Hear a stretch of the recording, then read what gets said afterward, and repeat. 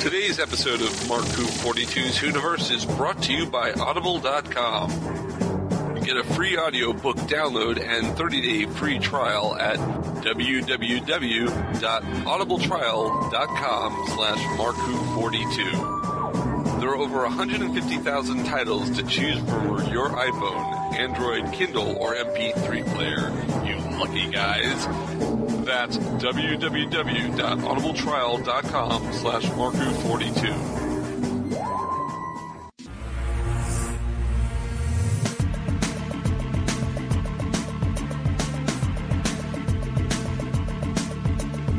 Hello, this is Peter Davison, and you're listening to Mark Who 42. Mark Who 42 WHOniverse. Welcome to Mark Who 42's WHOniverse, Doctor Who WHOniverse, that is. I'm your host, Mark-Baumgarten.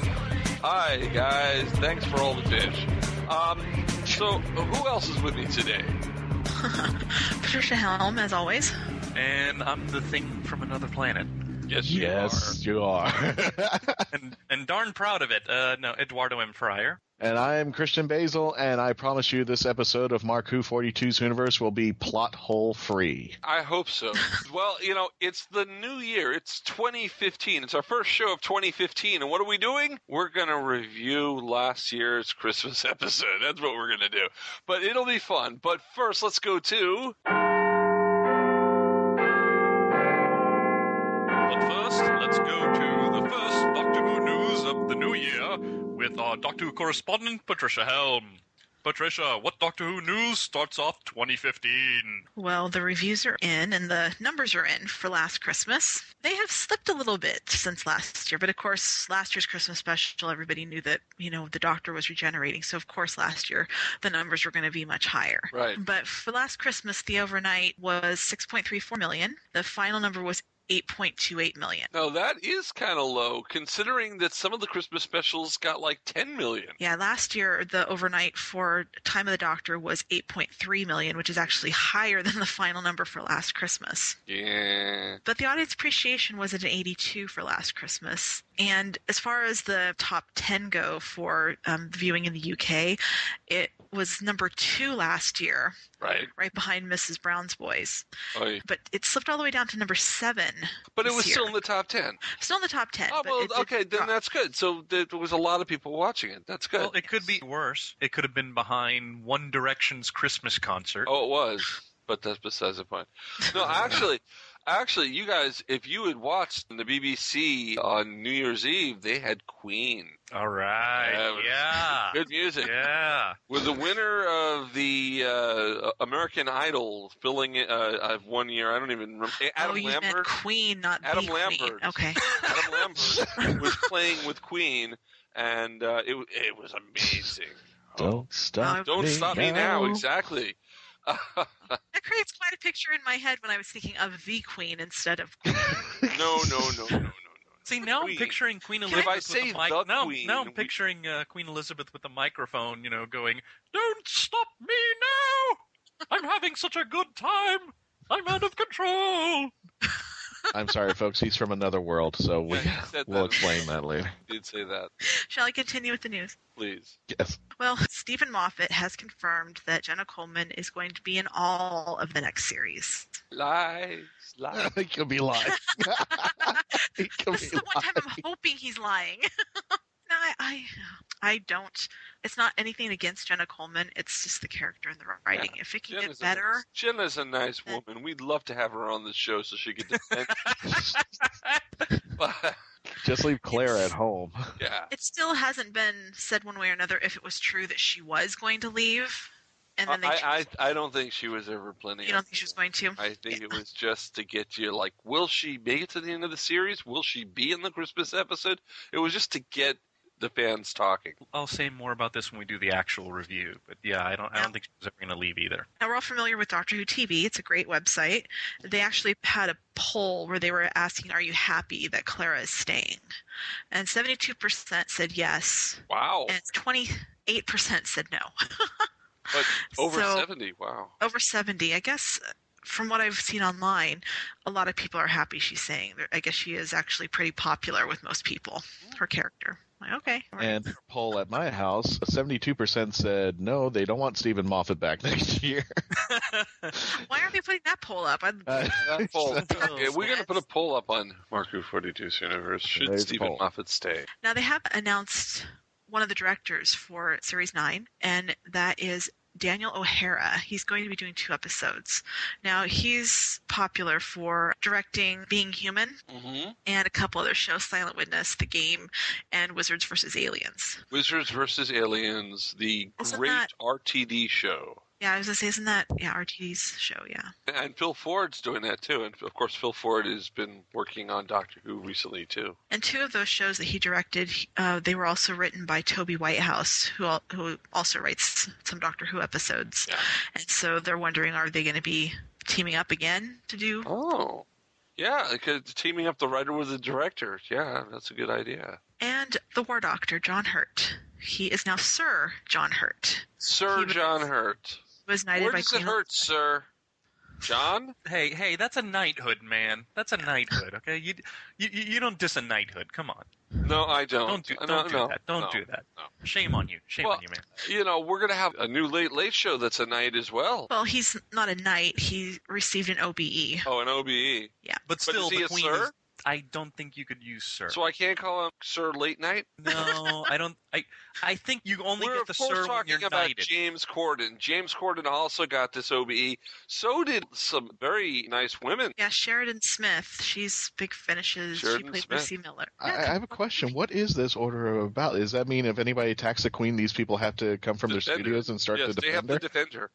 They have to. With they have movie to come props back. or something like that? Well, it's for services to drama.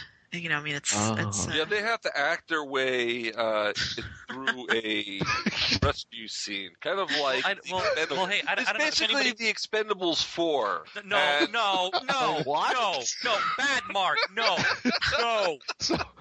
So William Shatner. Mark, you deserve to go in the corner for that one. Yeah. Oh yeah. Oh, I'll come on. just That's- walk that's- over to the corner. And sit there. So William That said, though, Shatner- I mean, earlier in 2014, John Barrowman got honored by the Queen. I mean, I could see him, Fabulous! you know, look, all he has to do is just show up on the battlefield, smile that smile, and then, you know, I think the enemy would be like, well, you know, oh, we can't attack. This guy's too nice. You know, let's just go home, guys. You know, and then Barrowman would be like, guys, I know a pub we can go to. Come on, let's all have drinks. And they'd be like, yeah, let's go have drinks with John. Forget the invasion. We're gonna drink with John Barrowman.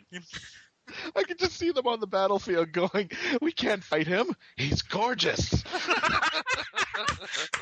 you go. There you go. Trish, what else is there? Okay, well, I'm going to do the birthdays right now before I do the last news story. And so, birthdays, let's go back and cover a few that we missed while we were on break.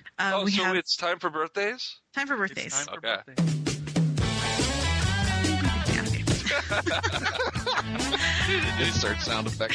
Insert sound effect there. Deborah Watling, who played Victoria Waterfield, second Doctor's companion. Her birthday was on January 2nd.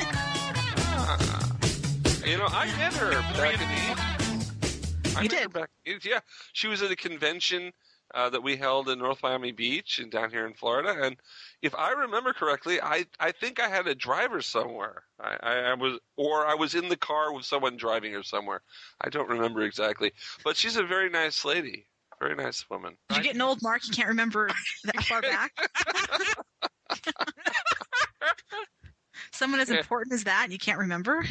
I was in the car. I remember that. I just don't remember if my hands were on the steering wheel or somewhere Where else. else were your hands? Oh, I hope it wasn't an accident.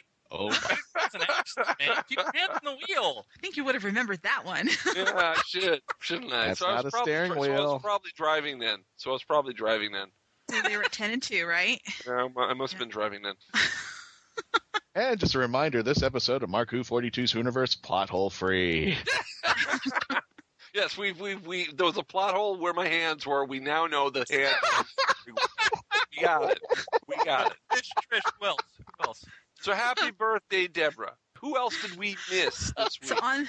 on the 6th, there were 2 birthdays. Oh, There was Elizabeth Tan, who played Anna Zhao. She played a unit soldier in Stolen Earth. oh, And on the 6th was also Rowan Atkinson, who was the Ninth Doctor in Curse of Fatal Death.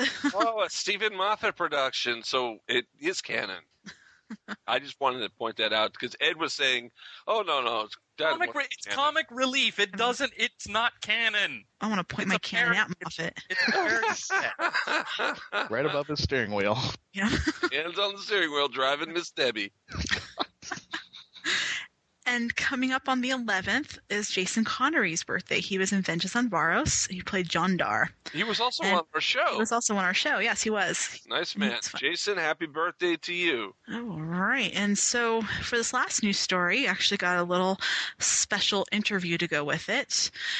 Did you guys hear about, well, you guys all live in Florida, so you probably heard about this, that there's a Florida Homeowners Association that's demanding that someone remove their TARDIS from their driveway. But it's a vehicle. That is what On the outside? LeAnn Moder, I'm going to be have an interview with her, that was her defense. She's maintaining it's a mode of transportation, and why couldn't it be in her driveway? I thought Coral Gables was bad when they had that law that you couldn't have a pickup truck. That was just...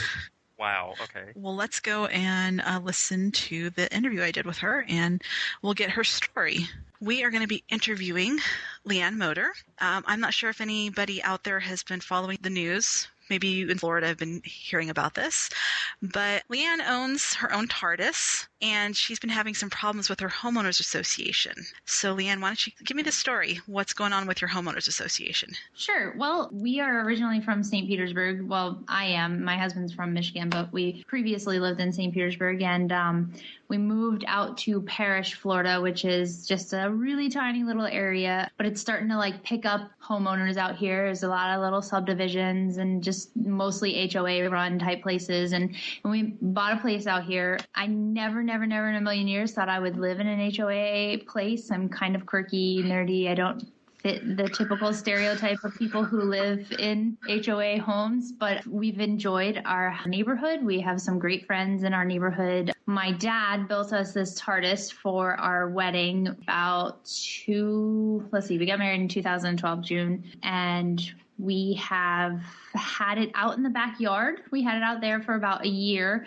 Over the summer, I caught 4 young men of the ages, 8 and 9, I think. I don't know. Anyways, they were hosing each other down with water hoses and water guns and inside the TARDIS. So oh, no. we kind of took it. Yeah, we took it down from the backyard and took it in the garage and started doing repairs on it. And in the process of the repairs, we did 2 comic conventions, local ones, one in Seminole, Florida, and then the other one in Bradenton. They were both library-run comic cons, and they were really great. We took it out to both of those places. It was a lot of fun. We also let a church use it for one of their missions week. They had a cool themed mission week, and they were a local church and wanted to use it. Yeah, it was very cool. Once we got it back after this convention in Bradenton, we put it up immediately because my son wanted to do a Doctor Who haunted house. Oh, cool.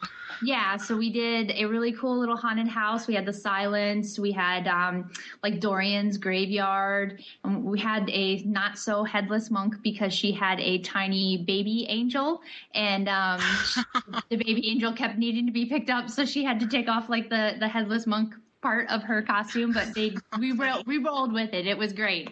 And we also had angels in our garage, and it was just a lot of fun. And so that was October 31st.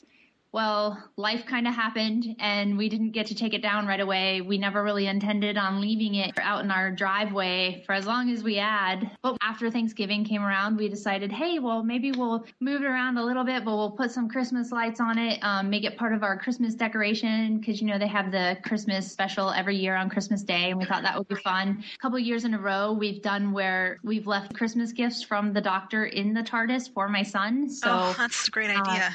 Yeah, it was really cool, and we thought we were going to try to incorporate that, but again, life gets in the way, especially when you have a under 2-year-old baby. So we didn't get to do all of our plans, and I would say a couple days before New Year's, I got a letter in the mail, and we're probably hands down the worst mail checkers ever. So it's very possible that it was sitting in my mailbox for a day or two before I actually got to it. But I'm pretty sure we were looking for packages, so I don't think that we neglected our mail during this time frame. But we got a letter in the mail from the HOA saying it's come to our attention that you have a blue call box in your driveway that needs to be removed because you're in violation of your code or what have you. I don't remember specifically what the letter said now, but the way that it was worded just struck me as like hilarious, and the first thing that popped into my head was, oh, hey, you have quite a nerdy problem on your hands here.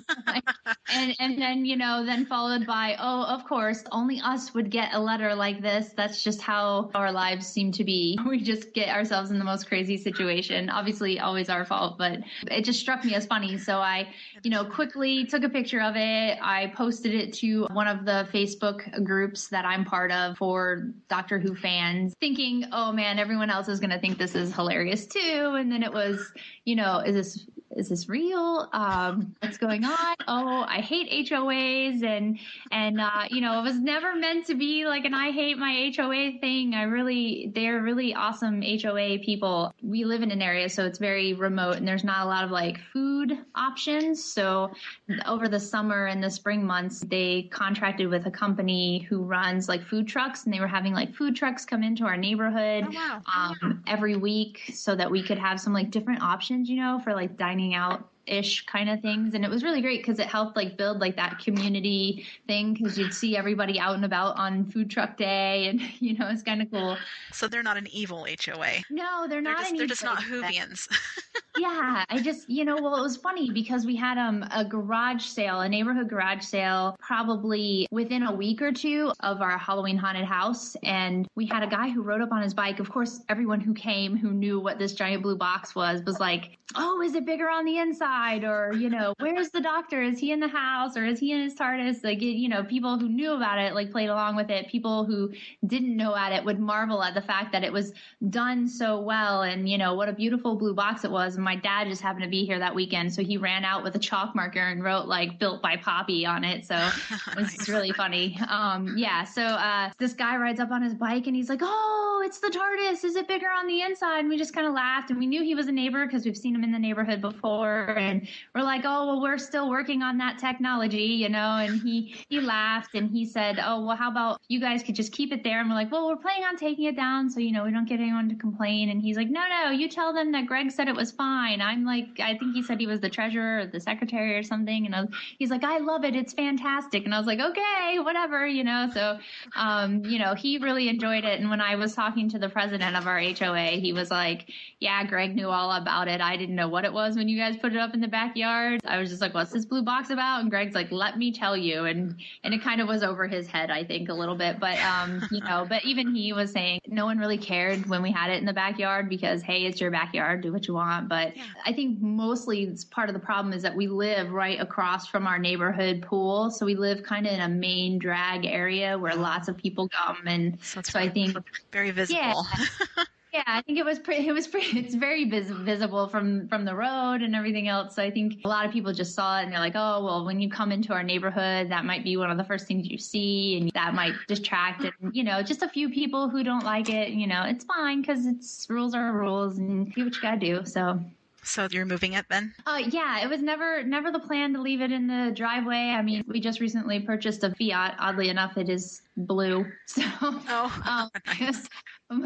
My husband was like, "Yeah, we should write him a letter and say, I just bought this Fiat so that it would fit in our driveway with the TARDIS in there. Now I have to move it." And we've been having like a good sense of humor about it. And I was like, "Yeah, that's hilarious because they match. The colors match." It takes up like half of our driveway, so we never really wanted to keep it there. We like to take it out and put it out for like special events, and then put it away. Especially with us loaning it to different people for different events and whatnot, we'd like to keep it the quality and the integrity of the actual wood on the inside and stuff, because we already had to replace the flooring once on it. So we're kind of like, all right, well, let's take it back inside. So yeah, it's probably gonna go back in our garage, and then we'll probably pull it out for if we have special events at our house, because we like to throw Doctor Who parties all the time. When beginning of the season, end of the season, Christmas special, like if you can do it, we try to do it. So didn't you guys have a party last Saturday, the 3rd?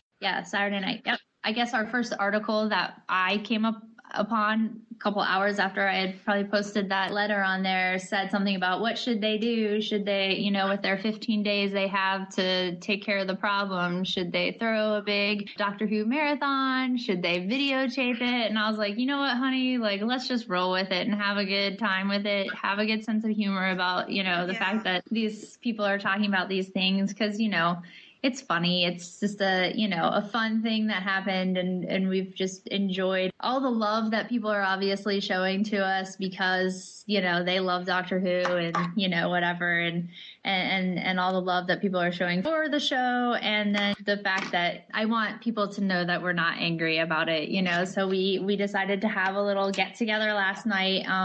We had so many people in our area, in the parish area, when they happen upon the TARDIS by accident, they hop out of the car. Can I take a picture with it? Or, Of course.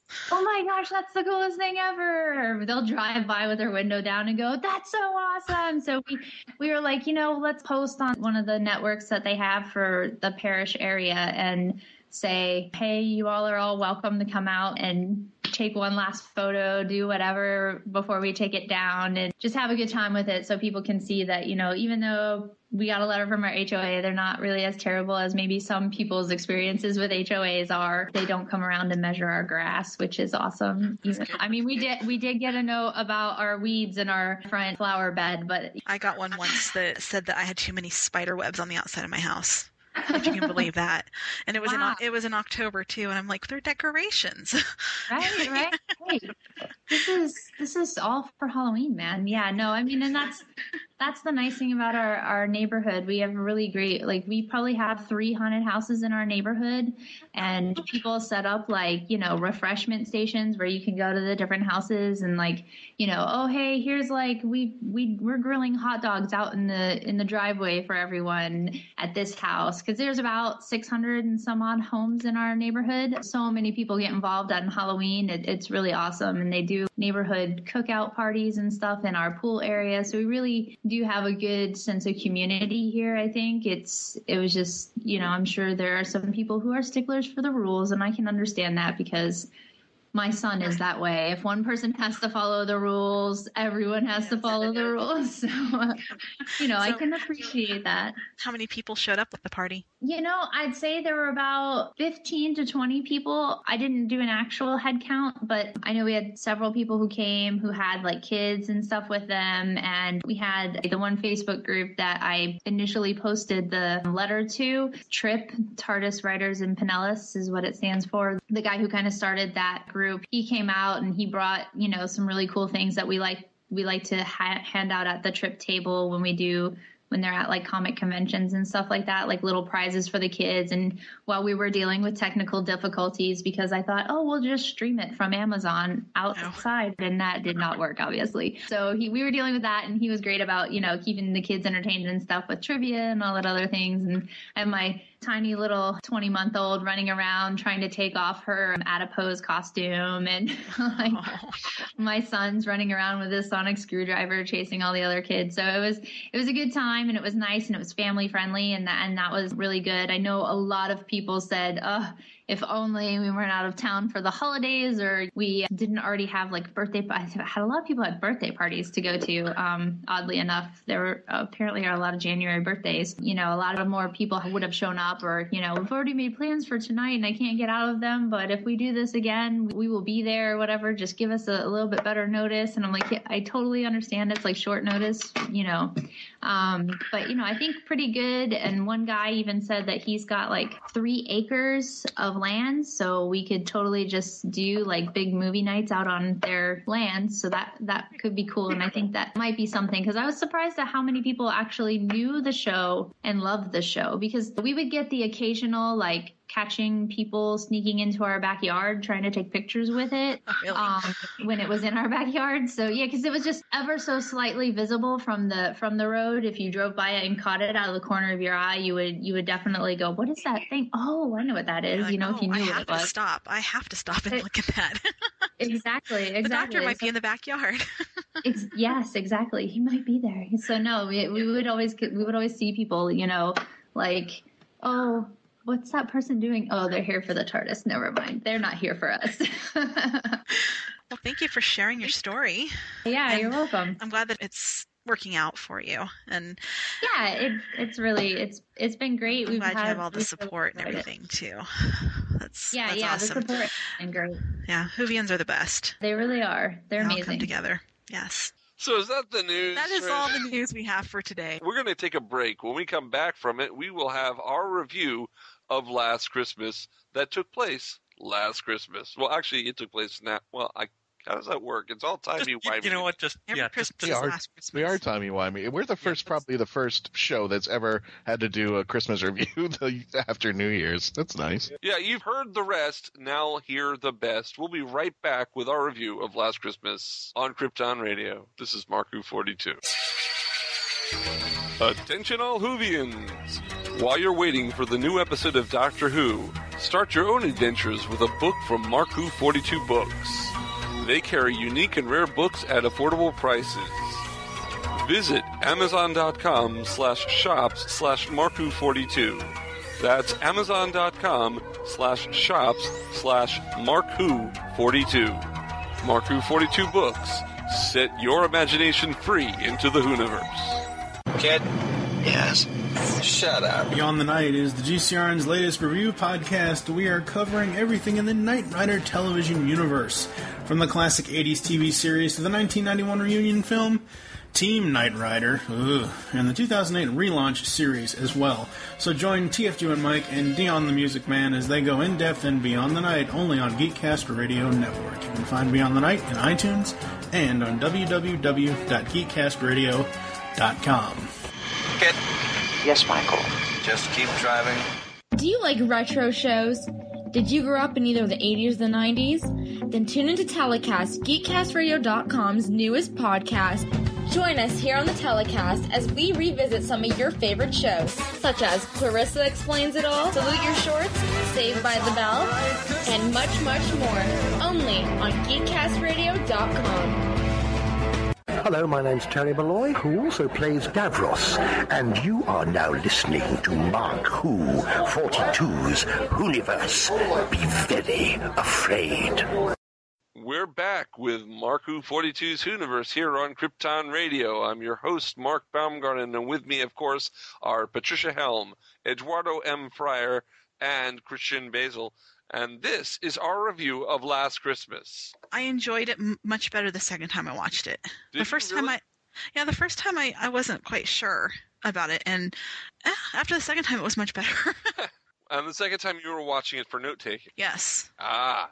But the first time it was just, I don't know. I thought it was cool. Christian, what did you think of this episode? I like the idea of Nick Frost being Santa Claus. That's number one. They could just hold the whole episode with Nick Frost being Santa Claus. I would have been cool with that. And especially Dan Starkey being an elf. That could have been a whole spin-off right there. If there was a number between and I got I enjoyed it. I liked it. I'm going to throw this out there. I guess this is a little bit early into this. Was anybody else waiting for Shauna to be the next to step into the companion role? Shona? Yeah. No, I didn't want Shauna. I didn't want Shauna to be the companion because she was questioning and everything a companion should be. So, no, I wouldn't want her to be on the show with Stephen Moffat writing it. Well, we already got Clara, so what's the diff? Well, Clara was not questioning, and Clara is not, so it doesn't fit so Clara doesn't fit the role of a companion, so she should be the companion. Oh, so it doesn't Shauna should not have been a companion because she should have. If you get my meaning. She doesn't go with Moffat. Like Trish, the second time around was better for me, especially because the first time I watched it, I found myself thinking, oh, this is a reference to this is a reference to that. And then, of course, you get the payoff at the end. But I think knowing how certain references are kind of hinting at the dreamlike state of the Christmas special made the second viewing, it's like once you kind of knew that there was some stuff that it's a reference because of the way the episode is, made it a little bit more enjoyable on the second go-around. Although that said, I did notice some things that were not part of the reveal that also felt like references to things. I have a question for you guys. Okay. Why, when we went to the polar base, why did they need Shona to enter the infirmary with the sleepers in it? They never actually said. That was one thing I noticed, too. She's dancing, to she's dancing. If you want to call it that. Exactly. If you want to call it a shuffle. There was no real reason for her to go through. Now, there was an exit from the base there. So maybe she was trying to leave. But if that's the case, why was it only her leaving, especially when she was totally unqualified to do anything to save them? And she wasn't dressed to be going outside. Wasn't dressed to be outside. There's no reason for her to have been in there. It goes back to what ended up being the whole structure of the episode. I mean, do we drop the spoiler now, or do we... Well, I'm just going to say one thing. It's a long story. Everything that doesn't make sense in this episode can be chalked down to those 4 words. It's a long story. What I would trace it back to is one word. Inception. This is Doctor Who does Inception for Christmas. I thought it was Doctor Who does Alien with a bit of Videodrome. Oh, see, that's a reference I didn't catch. You caught a little bit of Videodrome? Videodrome, yeah. Michael Troughton, Patrick's son, completely died because of Videodrome. Okay, see, that was a film reference that I didn't catch. Then again, I can't remember points for bringing up a James Woods movie. Talking about her going into the infirmary for no reason. How often in dreams do you do things for no reason? Right. You know, and there's no purpose to it. That is the bomb that he didn't want to drop, was the fact that it's all dreams. Yeah. And it's like, and this is the thing. I mean, it's good that Trish finally opened that door, because watching it the second time around, Shona's little Shona shuffle made a little bit more sense to me. Also, once you know that it's a dream, because she just started dancing, and at one point she's on the floor, and I'm like, is she listening to A Christmas Carol, or is she listening to Madonna's Like a Virgin? Once you realize that she was in a dream, it kind of makes sense, because I don't know about anybody else, but it's been my experience that there are times where you have a dream and it starts off one way and then it just veers off in another direction without warning, and then all of a sudden it's about this and not that. Right. So the fact that she just gave herself up to the dancing, especially if this is supposed to be a base full of scientists, that's not very scientific behavior. No. So again, it's the dream just going off track. The Doctor knew from the beginning that it was a dream before the opening credits, because he asked Clara if she really believed in Santa Claus, and believing in Santa Claus was one of the ways that the Doctor was able to know that he must be in a dream, because there is no Santa Claus. Or is there a Santa Claus? So is the dream starting right from the very beginning of the episode? The dream starts before the episode. Before the episode starts. Before the episode. And where was the Doctor where it started? Was he in Pompeii? Could he have been in Pompeii? It looked like the volcano planet. You know, part where it looked like the volcano planet, but that where could she be Pompeii throws the keys as well. off. You know, part where she throws the keys. Yeah, I was thinking that. And some people are even saying that, maybe that's when the dream really started. Well, that's maybe everything that happened since. No. I see what you're saying. That the whole dream started from there, because I mean. So the master never was the mistress. There's some people are saying never really died. Someone even said that they think the dream may have started even way before then, because at the end of the episode there's the tangerine on the windowsill. Some people are saying they're still in the dream. Maybe the dream started with the Dream Lord back in Amy's Choice. That's what some people are saying. Wow. But then that would invalidate everything. What about the Doctor regenerating? It would invalidate Stephen Moffat. I'm sorry. You wish. The opinions of our showrunner do not exactly... That is a good point. How do we know they're still not in the dream? Because what I thought was a little weird was that at the end...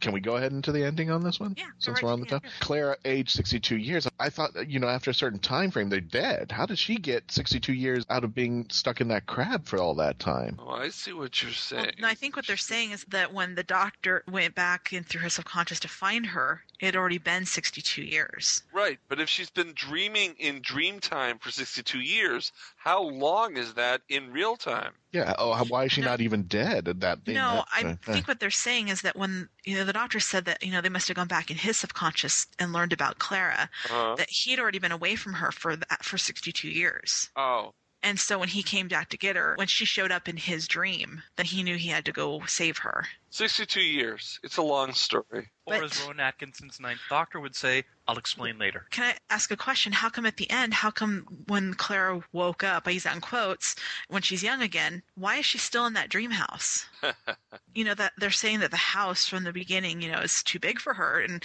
she can't afford that on her teacher's salary. No. And I noticed that in the very first few seconds, when it goes and it pans up the stairs, Right. there's a chairlift attached to the staircase for an old person.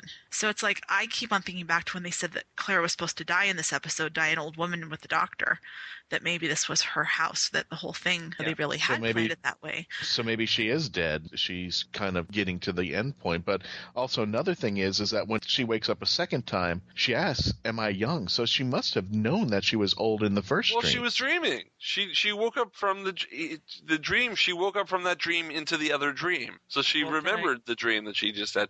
But then why don't you remember the dream when you're completely out of it? I do want to answer Trish's question with a question. How do we know that dream house was Clara's house? Might have been her parents. It might have been her parent. That chairlift may be for her grandmother. They lived in a flat the other episode. No, but here's the thing. Okay, Time of the Doctor. Wasn't Clara the one hosting Christmas? Like, that was at her apartment that they had Christmas? True. She was cooking, and they never actually said it was her apartment. No. Okay, but just for sake, so it may be possible that Time of the Doctor, what we saw was Clara's apartment. Last Christmas, this may have been her parents' house. It may be that her parents and her grandmother lived together. There's nothing to say that that's where she lives. We're just assuming that. Who says it's not Danny Pink's place? She could have moved into Danny Pink's place. Well, I thought he was in an apartment, too. Because she showed up at his place. Yeah. Again, a lot of this is assuming that that's Clara's place. It couldn't be that she was maybe spending the holidays with someone. Can we talk about sweet Papa Crimbo? Beardy Weirdy? Beardy Weirdy. I mean, Santa Claus as a character in Doctor Who. Now, there have been comic strips in the Doctor Who Monthly or Weekly, I don't remember which one it was, that had Santa Claus in it, but that was supposed to be a dream. Boy, that doesn't mean much. But Santa Claus in the Doctor Who universe, should it be there? Should he be there? Should he have been real? Who's to say he isn't real? Let me put it to you this way. Santa was the one who was trying to get everybody awake and trying to get them fighting. Right. Is it because all their subconsciousnesses band together to create something that would snap them out of it? Or is it that the real Santa was watching over them, making sure that everybody was able to defeat the dream crabs? Didn't he say in the opening segment when the Doctor spirits Clara away from Santa, doesn't Santa say, you're going to need me by the time this is over? He said, you're going to be grateful for my help. Yeah, and we don't know what he's talking about, and the Doctor seems to know what he's talking about, but doesn't care. Do you think it was Clara and the Doctor's collective subconscious that made Dan Starkey one of the elves? they were putting a little bit of Strax in there. Yeah. I don't know, because I mean that elf was played by Dan Starkey, but I didn't detect any Strax-like mannerisms. No, it is all a bit dreamy-weemy though. Of course, he did try to kill the Doctor with a balloon animal, so a balloon gun. Yep. Yeah. I think Nick Frost had a blast playing Santa, and I think he was. I could just see he was so happy that he got to say it's bigger on the inside. Oh, yeah. He got so much joy out of getting to say that. You could see it on his face. Yeah. Dream or no dream, whatever the truth about Santa in this special is supposed to be, I agree with Christian. Santa has to get his own Christmas special, especially when he came in to save the day in that scene, rescuing people from the dream crabs. Him, doing a Hi-Yo Silver bit on Rudolph, the toy army, the two elves with the toy gun and the balloon gun. Come on, we need more of this. We need badass Nick Frost Santa Christmas special. Seriously. The only downside to this is that every Whovian is going to have to wear a dream crab so they can watch this. Yeah, what did you think about the Cantropari? The I can't, I'm sorry? How do you pronounce that? Cantropari. Cantropari. What I was curious was, how Santa had the one in the glass container? Uh-huh. Why did it take so long to wake up? If you have to think about it and look at it, they were thinking about it and looking at it an awful long time before it finally woke up. It's a long story. Yeah, I was just like, okay, why isn't it moving? It should be running all over that glass thing while they're all looking at it. I don't know. Well, and again, remember, this is all a dream, so, And the Doctor totally knew he was in a dream. Shona goes, when Santa gets here, Shona goes, this is ridiculous, am I dreaming? And the Doctor goes, oh, very good. I mean, it's... The Doctor knew, except the last time, the Doctor didn't know he was in a dream. But it was what I hate about The Obvious? missing it. Well, I want to know, the Cantofari, Santa even said, depending on how many are on Earth, the human race may have seen its last days. He said it was an invasion. How do we know it was just them? Just because they're all plugged into the same dream, how many other people are plugged into other dreams? But think about it. It may be completely the Doctor and Clara, and no one else on Earth had it, because the other people who woke up from their dreams that were in the Doctor and Clara's dream woke up before Clara and the Doctor did. That, the whole invasion could have been a dream. And there was only one. And that the volcano thing that he woke up wasn't on Earth. Because we don't know if that was on Earth. Well, no, hold on, Mark. Remember when the other people woke up, when Shona, when the sexy one, and when the other girl woke up, there were... Okay. I'm sorry, but he's leaving you for the sexy one. Okay, since this is an audio recording, you couldn't see that I was doing air quotes. It's... What, you don't think she looked a little bit like Sarah Jane? No, not really. I mean, I see the resemblance, but yeah, there's only one Liz Sladen. Miss you, girl. Okay, getting back to my point. When we saw the three ladies wake up, there were dream crabs disintegrating near them. So there was at least the 6 crabs. No, because remember, every time they the 4 scientists and the Doctor and Clara. Every time they woke up in the dream, the crabs crushed. No, but when Shona woke up and when the other 2 girls woke up, we did see the crabs disintegrate. But we saw the crabs disintegrate during the dream. Right, the first time they disintegrated in real life. They disintegrated in real life as well. But we don't know when they... Right, but we don't know which was which. We don't know which was which. There may never have been an invasion. It could have been the Doctor and Clara... And that's it. And the Doctor got it from another planet, and only one was on the planet where Clara got... I mean, it just... Well, let me kick this in. Hang on. Let me kick this in. Whoa, wait. Let me have a shout out here. First of all, the dream crabs, you're not supposed to even know that you're dreaming because you're in a state of bliss. But the Doctor always knew, and you could tell if you had the ice cream headache. Right. And not only that, but also the Doctor's, it puts you in a state of bliss. And for the bliss of the Doctor, he's always trying to figure out something. He's always got to solve the problem. There's always got to be a problem when there's a problem not even there. So I'm thinking the whole dream was his because, remember, the humans were collateral damage. Yeah, they were. And because he had the dream cab first and then all of a sudden he saw the older Clara, and what would make him happier is if Clara were young again, so he would have all that time with her to go running around the stars again, and that Clara would take off with him again. So I kind of think this more...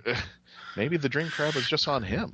Well, but then what about the other wake-up sequences, though? That out there. That could be a whole part of it. I did see a theory on that, too, saying that this was all the Doctor's dream and that Clara isn't real. Like when she said Clara Oswald never existed in Death in Heaven or whatever it was, that she was telling the truth. In other words, I'm saying this whole episode, it all happened in the Doctor's head. Yeah. Some people and the Doctor's coming Shona and the other scientists don't exist. Don't exist. Shona, or at least in his mind, they existed, but not into the real world. Or they could. Maybe these are people that he's going to meet along the way. Who knows? But I'm saying that that's another theory that could happen. This was all the Doctor's dream because he came back to her when she was old, and it was another problem to figure out, and he couldn't solve it. He made a mistake.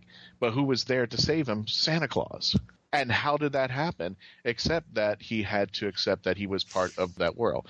I'm just saying that this is another theory because he walked in there to see Clara, and she was all happy to see him, something I think he wanted. Just a theory. Because can you really go into someone else's dream? So it may have just all been his dream. You mentioned how the dream crabs put somebody in a state of bliss. One of the things that I was reminded of watching this episode was the sequence where Clara dreams that she's with Danny Pink. That first sort of acknowledged dream sequence. It reminded me a lot of a story by Alan Moore and Dave Gibbons, Superman's For the Man Who Has Everything. Similar thing in which you have an alien organism wrapped around a main character and feeding off of them while giving them their heart's desire.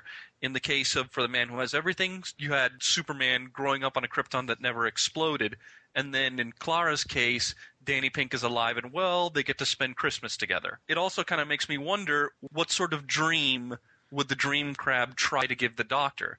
Like, it could be he figured things out first off, because if you're a villain who wants to keep the Doctor in a state of bliss, you may try to be like, oh, check it out, you found Gallifrey. But the Doctor being the Doctor that's a little too easy. That's something that would be and that's a good point. Yeah, obvious. right. If this was all the Doctor's dream, it would have been here's Gallifrey, and all the people would have been there. But I think it's also working off his psyche. He always has to find an answer to something. Maybe the whole challenge of him trying to find Gallifrey, because once he believes if Gallifrey were destroyed, he has an acceptance to it. But right now he doesn't, because he knows it's out there somewhere, lost. But as far as in his mind, it's gone. Yeah, and for him, he's not a person who has like an inner state of bliss. And as far as the Doctor's state of bliss that would be right for him, what better than a situation where he to figure out a bunch of stuff? That's when he's happy, is when he's trying to figure out what's going on. Yeah, when he's Dr. House, exactly. And, he has all these humans that he has to educate, And so, right. I mean, that's another reason why this all could be his dream. Because if it's all a big dream, even most of it, it's really not a blissful state. Or maybe it just doesn't work that well with Time Lords because their brains are so much more than humans. One of the things I wanted to ask, too, when the Doctor was trying to get Clara not to think about the sleepers, yeah, he started making her do math, and she was doing really advanced, crazy math stuff. Yeah, she wasn't she? When the heck did she get these math skills all of a sudden? And if she's so good at math, why isn't she a math teacher instead of an English teacher? Maybe she likes English more. That doesn't make sense. No, that does. To me. I mean, see how deep this episode is for all of us. It's really and amazing. In dreams, that's when you have super abilities, in dreams. Because, she's never shown this math side before. So I've had dreams where I've been able to fly.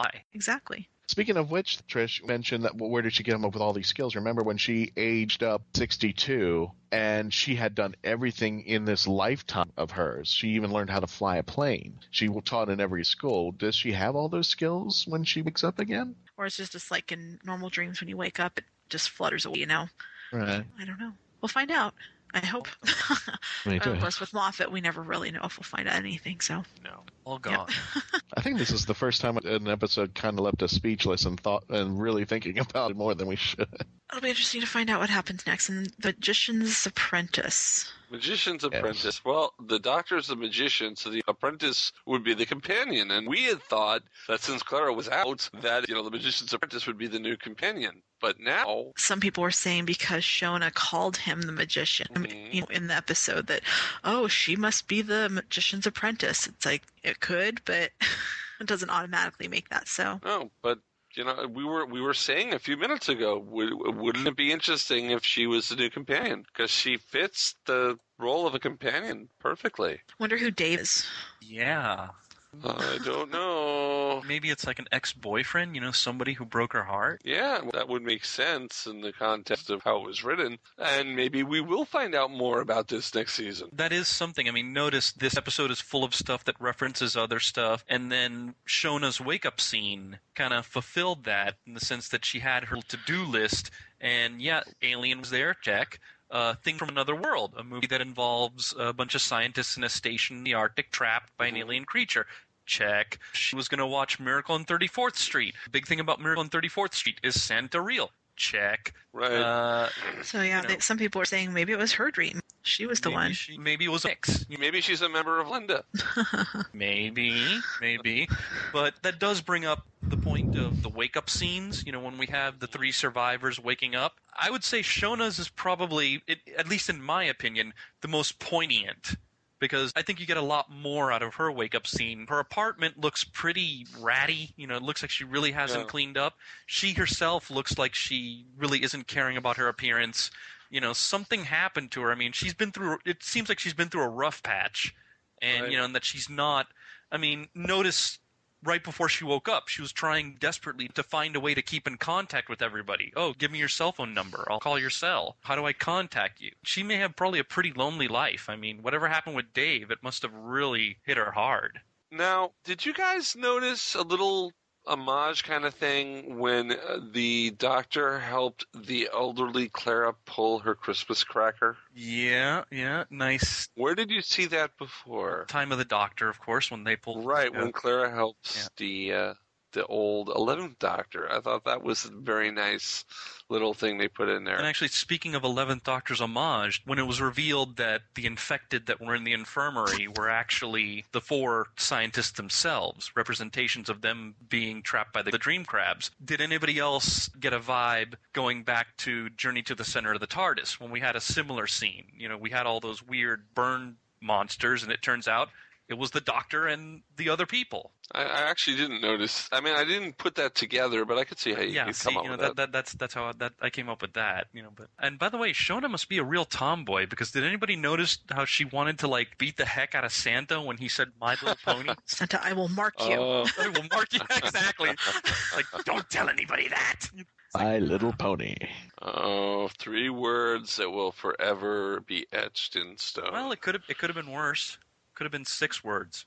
My Little Pony, friendship is magic. Oh, no. So if you guys had to rate this episode amongst the other Christmas specials, where would you put it? Okay. I would put it above the Matt Smith episodes, the Matt Smith Christmas episodes, because I had some problems with those. I did. I don't think I'd put it above the first one, because I just thought the introduction of David Tennant was superb. But yeah, the Matt Smith ones, I would say this is above the Matt Smith ones. Definitely. I didn't like Christmas Carol that much. I didn't like Time of the Doctor. Really? Had so many we talked about that last year. And what was the other one? Doctor, the Widow, and the Wardrobe. Yeah. Doctor, the Widow, and the Wardrobe was kind of fluffy. I didn't like it that much. I didn't like it. The Snowman I did like. I will go back now that I think of it. The Snowman was about equal. What about you, Ed? I would put Christmas Invasion over this one. I would also put, and Mark, here we have to kind of split. I like the Christmas Carol. I love the variation on the story. I love the scene at the end with the kind of twist on the whole Ghost of Christmas Future thing. So I'd put Christmas Carol second. I would put this one third. Actually, no, I'm sorry. This one would be fourth, because over that would go Voyage of the Damned. I would not put Time of the Doctor. We did get to see Matt Smith regenerate, but again, it was too much of a exercise in dartboard plotting. What do we have left on the Matt Smith era? Dunk, let's cover this. Dunk, let's cover that. I did not like the Doctor, the Widow, and the Wardrobe. It just kind of fell flat to me, especially because for me, Christmas specials, I kind of put them in 2 different categories. Is Christmas up front in the special, or is it offside? Like, is it a Christmas special in name only? And yeah. That would be like Sound of Drums. Yeah, exactly. Like, End of Time would be that. Yeah, the Doctor, the Widow, and the Wardrobe is pretty much like that, But this one, as Christmas being a theme, especially because, hey, you've got Santa. What is your favorite Doctor Who Christmas episode of the new series? Christmas Invasion. Christmas Invasion. Christmas Invasion. Okay. Christmas Invasion followed close behind. The first one. Christmas Invasion followed very close behind Christmas Carol. See, I'm going to go against the grain. I like the Christmas Story as the number 1, because I actually think out of the episodes, that one, you see, the reason why I'm putting that is it was more heartfelt towards Christmas than the others. We had Invasion, but it just happened because it happened on Christmas, and we had a deadly Christmas tree and those Santas with really deadly instruments. But to have one that kind of clicks with Christmas, I say the Christmas Carol is my favorite, because that one really tugged at the heartstrings, especially at the end where he has to confront himself, and the Ghost of Christmas Future happens to be the child, where he gets to see how he turns out, which I kind of thought was a bit of a plot hole, because now that he's seen what he looks like, can't he go back and change what he was a little bit more? Can he save Abigail from doom and, not have all those, but whatever. But I thought that was the closest to the feeling of Christmas and how they geared it towards Christmas. I thought that was the best episode. Believe it or not, all the David Tennants, I kind of pushed them to the bottom. Really? But the worst one, I think, is the Doctor, the Wardrobe, and that one I think is the worst. I just like, what the heck is this? It just was so scattered. We're just going to have an episode based upon, a best-selling book and movie, and really just a strange tie-ins of stuff like that. It did have a heartstring pull, but Christmas Carol is still my favorite. I think just because I pushed the others down is because it happened to happen on Christmas Day, or they had this little tweak of something Christmas-y. But Christmas Carol won my heart. I would say this is a good second or third down to Last Christmas. You guys want to hear mine? Yeah. Christmas Invasion. Yeah, Christmas Invasion is the top for me, and then Christmas Carol would come in second or third, competing with, well, actually I have 3 kind of competing for the second place. And, this one you guys didn't mention was Runaway Bride. Uh-huh. Okay. But that one holds a special place for me because that was the first Doctor Who episode I ever saw. Right. Okay. So that one is up there for me, and Donna's my favorite anyway. So the Dr. Widow Wardrobe also is at the bottom of my list. When I watch that one, even when I see it coming on, BBC America or something, I never rewatch it. It's like Christian said, it's scattered. It just doesn't feel. I think last right. time I saw it on TV, I think I had it for the most part on mute because it was coming on before something I wanted to watch, and I was like, well, it's 10 minutes left here. I'm gonna have it on. Let me go on the computer and just. Okay, since you brought it up, and I know that Ed has this big thing about top 10 lists. I know we're going to be doing a special thing starting next. So while you guys were talking, I have come up with my definitive top 10 list of the 10 specials that have been on. I've got them all. My favorite in order. Christmas specials? Christmas specials. Christmas specials, okay. Here we go. All right, since at you're the definitive. bottom of the list, Okay. the worst, I'm agreeing with all of you, most of you, the Doctor, the Widow, and the Wardrobe. Worst. Actually, is there anybody who likes the Doctor out there? Like anyone at all? No, some people. Number 9, I'm going to have to say it. Number 9, A Christmas Carol. Number 8, Time of the Doctor. Number 7, The Next Doctor. Number 6, The End of Time Part 1. Number 5, Voyage of the Damned. Number 3 is tied with number 4, like I said, Last Christmas and the Snowmen. Number 2, The Runaway Bride. And number 1, The Christmas Invasion. That's my top 10 list of Christmas specials for the Doctor Who new series, just in time for the 10th anniversary of the show. Not bad. Speaking of which, should I mention to the audience about what's coming up? Definitely. Since you did mention my love of, this is something, we're now 2015, 10 years of New Who. We're going to do something special, starting with next week's episode. We are going to be, all 4 of us, we're going to be running down our top 10 great moments of New Who. Anything New Who related since it's come in 2005 up till now is game for the list. The plan is once a month, preferably first episode of the month, we're going to be running down 1 choice each. So by October, we're going to have a top 10 list of what we think are the greatest moments of New Who. Well, that sounds like a plan. And hey, you know what? Because we love for our audience to get in on all the fun, after each episode where we reveal our choice for the month, we're going to be putting a poll on our Facebook page of our 4 choices, and you guys pick which one you agree with. So say, for example, Christian. Let's say next episode, the favorite scene that you pick is Kylie Minogue dying in Voyage of the Damned. Because death is always a hot number. Of all the scenes you could have picked, that's awesome. Let's say that's the part you pick. Let's say that Trish picks Donna telling the Doctor to save people in fires of Pompeii. Mark picks the Missy reveal, and I pick, let's say, Rose and Ten saying goodbye.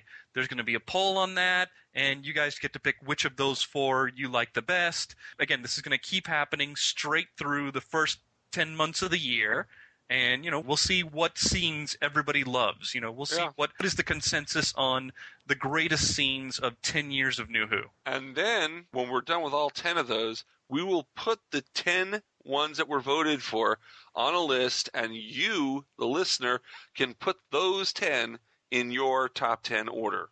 We'll let the fans do that. This is going to be a big thing for the year. It's not just the top 10. We're going to be doing a lot of stuff to get you, the listeners, in on all the fun. You don't just have to listen. You'll get a chance to vote on stuff. We're definitely going to keep going with Christian's Corner. Trust me. The great thing about 10 years of New Who, this is another party, and everybody should be able to have fun on it. And Mark Who 42 will take full advantage of that.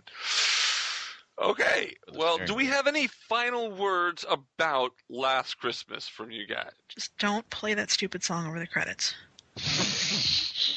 I've already played Last Christmas. Hold on, because you know what? We need to remember something about this episode, okay? What? This episode is all about dreams, and remember, these dreams, they go on when it's cold outside. They do. Okay? Every second of the night, okay? We live another life. These dreams, yeah, we're really going bad. Well, no, I'm not playing If we're going down this route, then these dreams are made of these.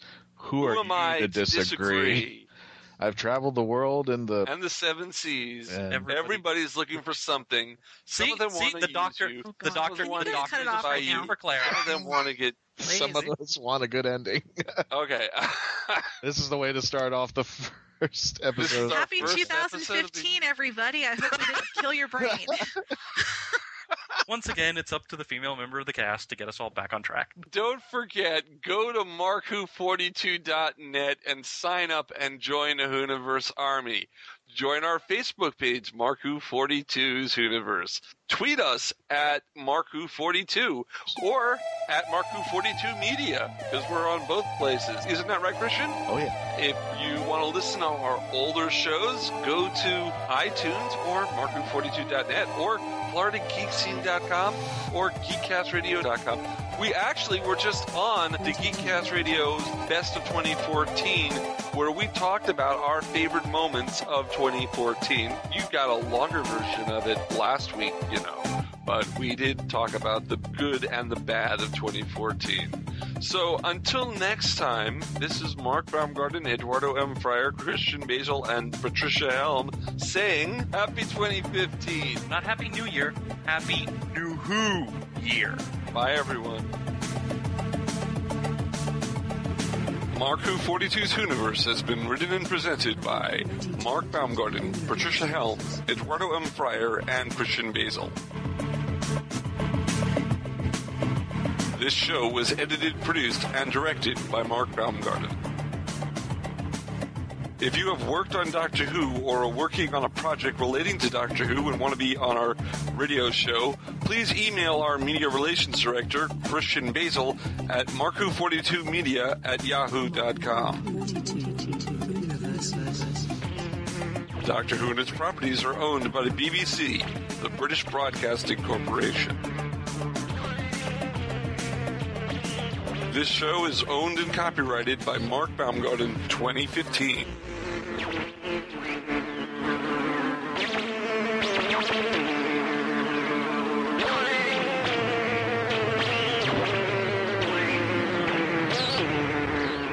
You're listening to Krypton Radio.